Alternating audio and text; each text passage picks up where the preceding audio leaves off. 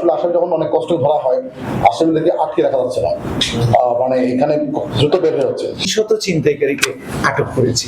এখন এই 300 ছিনতাইকারী এগুলো হচ্ছে আইনের ফাঁক ফোকর গুলিয়ে অল্প সময়ে বের হয়ে যাচ্ছে। এইটা একটা নতুন চ্যালেঞ্জ, অনেক কষ্ট করে তাকে ট্র্যাকিং করে অনেক ফোন বিক্রি করে তখন তাকে ধরা হচ্ছে, ধরে কিন্তু খুব বেশি দিন আটকে রাখা হচ্ছে না, ফলে সে এসে আবার সেই মানে হেভিচুয়াল অফেন্ডার এসে আবার অপরাধ করতেছে। তো এইখানে মনে হয় একটু করণীয় আছে, আমার মনে হয় যে এই জায়গায় একটু ভাববেন। এই জায়গায় যদি আইনের প্রয়োগের ক্ষেত্রে আইন সংশোধনের কোনো উদ্যোগ যদি গ্রহণ করা যায়, সেটা মাননীয় মন্ত্রী মহোদয়ের দৃষ্টি আকর্ষণ করছি। এটা কি করা যায়, আমার মনে হয় এটা একটা চ্যালেঞ্জ, যদি এটা করা যায় হয়তো অনেকটাই কমবে।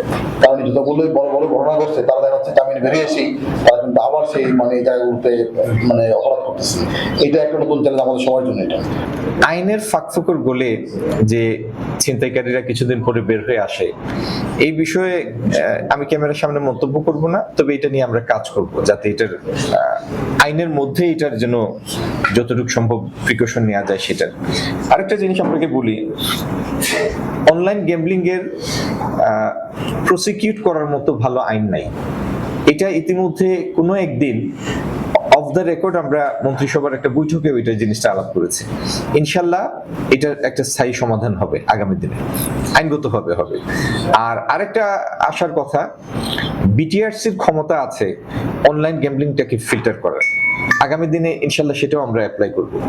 আপনারা জানেন আমরা তো আজকে 21 নম্বর দিন দায়িত্ব গ্রহণের, তার 2 দিন পর থেকেই রোজা।